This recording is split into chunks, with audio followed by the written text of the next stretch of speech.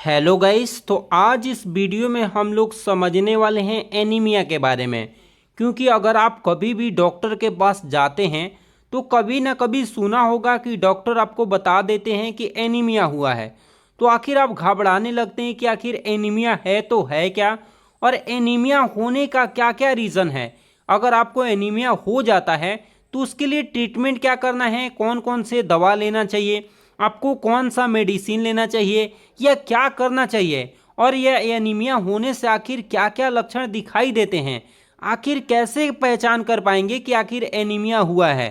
तो आज इस वीडियो में हम लोग बारीकी से समझेंगे कि एनीमिया होता क्या है, एनीमिया कितने प्रकार का होता है, और एनीमिया होने का कारण क्या है, और एनीमिया की पहचान क्या है, और साथ ही साथ पढ़ेंगे कि इसका ट्रीटमेंट क्या है।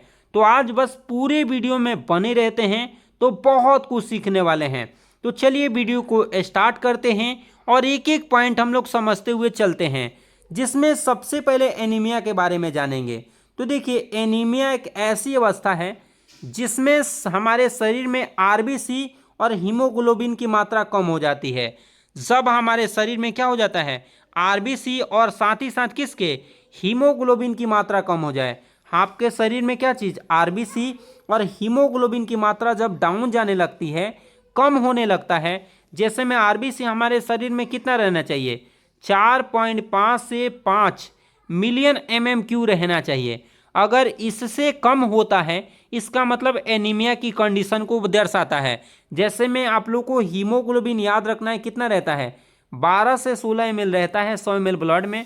अगर इससे कम होता है तो बताया जाता है कि आपको एनीमिया हुआ है। अब आ जाते हैं कि एनीमिया होता क्यों है। तो देखिए, जब किसी कारण से शरीर से रक्त बह जाए, अगर किसी कारणवश हमारे शरीर से रक्त बह जाता है तब एनीमिया हो सकता है, या एक्सीडेंट होने पर, या सर्जरी के समय, या मासिक चक्र समय ज़्यादा रक्त बह जाए।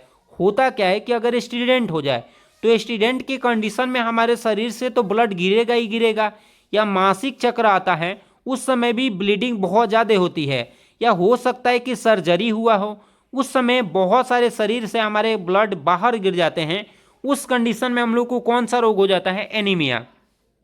और साथ ही साथ मैं बता दूं कि किडनी के खराबी के कारण भी एनीमिया हो सकती है। क्योंकि किडनी एक क्या, आपको मैं बता दूं कि हार्मोन बनाती है जिसका नाम है इरिथ्रोपोइटिन। क्या नाम है, इरिथ्रोपोइटिन इसका नाम है। ये भी आपको याद रखना है कि इरिथ्रोपोइटिन नाम है किसका, एक हार्मोन बनाती है किडनी, और इसका नाम है इरिथ्रोपोइटिन। और इरिथ्रोपोइटिन हमारे शरीर में आरबीसी बनाने का काम करते हैं। अगर हमारे लीवर में भी किसी भी प्रकार की कोई खराबी हो जाए तो इरिथ्रोपोइटिन बनना क्या हो जाएंगे, बंद हो जाएंगे। और जैसे ही इरिथ्रोपोइटिन हमारे शरीर में नहीं बनेगा तो आरबीसी भी नहीं बनेगा, जिसके कारण भी हम लोग को एनीमिया हो सकता है।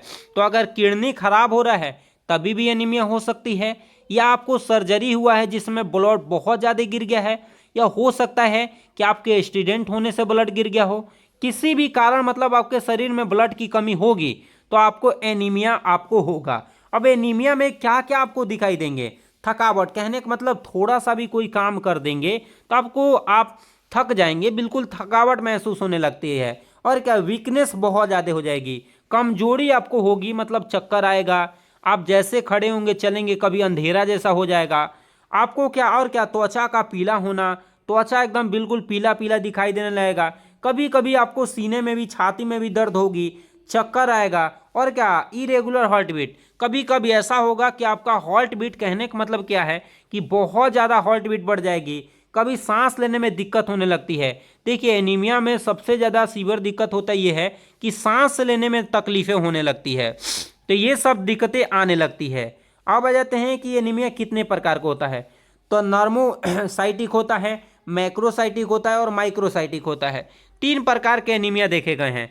जब देखिए क्या है कि आरबीसी का आकार और उसकी आकृति सामान्य रहती है। देखिए, उसके आरबीसी और क्या, उसके आरबीसी में कोई दिक्कत नहीं होता, आकृति सेम होती है, लेकिन उसकी संख्या में कमी हो जाए तो उसको हम लोग क्या बोलते हैं, नॉर्मोसाइटिक एनीमिया। और नॉर्मोसाइटिक एनीमिया होने का रीज़न क्या है, तो आपको याद रखना है कि प्रेगनेंसी में हो सकता है, एक्सीडेंट में हो सकता है, या क्लोनिक डिजीज में हो सकता है।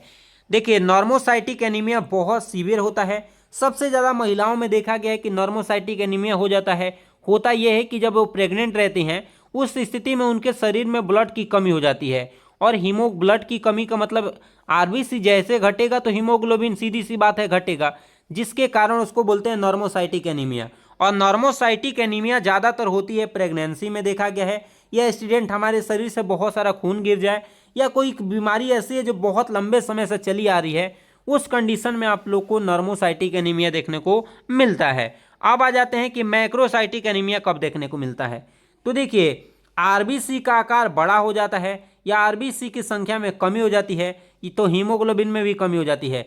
आरबीसी का आकार बढ़ जाएगा। इसमें आरबीसी का आकार सामान्य था, लेकिन इसमें आरबीसी जो है नॉर्मल आकार से बड़ा हो जाएगा, जिसके कारण क्या हो जाएगा, नॉर्मल आकार से पहले नंबर तो बड़ा हो गया है, दूसरी बात ये संख्या में भी कमी हो जाएगी। मैक्रो का मतलब होता है बड़ा, आरबीसी अपने नॉर्मल साइज से क्या हो जाएगी, बड़ा हो जाएगी, और उसका लेवल भी क्या हो जाएगा, घट जाएगा।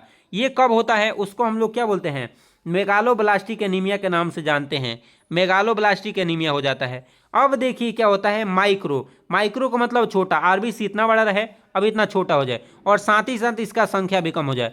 आरबीसी का आकार भी छोटा हो जाए और उसके संख्या भी कम हो जाए। तो ये होता है कब, तो ये आयरन डिफिशियंसी से, मतलब जब आपके शरीर में आयरन की कमी होने लगती है तो आरबीसी का आकार भी छोटा हो जाता है और साथ ही साथ आरबीसी की संख्या भी कम हो जाती है। तो उसमें हम लोग क्या करते हैं, उस कंडीशन को हम लोग बोलते हैं माइक्रोसाइटिक एनीमिया। अगर माइक्रोसाइटिक है तो आयरन के टॉब्लेट अगर एक्सटी में लेते हैं, या डेस्टोरेन सिरप आता है उसको लेते हैं, या आर्बिटोन सिरप आता है उसको लेते हैं, तो बहुत जल्दी ठीक हो जाता है। मैक्रोसाइटिक में विटामिन B6 भी चलाया जाता है, विटामिन B12 भी चलाया जाता है, तो इसमें चलाए जाते हैं। और नॉर्मोसाइटिक में ये ब्लड की कमी हो जाती है, तो आपको ज़्यादा से ज़्यादा क्या किया, ब्लड बढ़ाने के बारे में सोचा जाता है। अब देखिए कि ये सब हम लोग डायग्नोस कैसे करेंगे, तो ये सीबीसी के द्वारा पता लगता है। जब भी हम लोग कंप्लीट ब्लड काउंट टेस्ट कराते हैं तो इस टेस्ट से हमें पता चल जाता है कि एनीमिया हुआ है कि नहीं।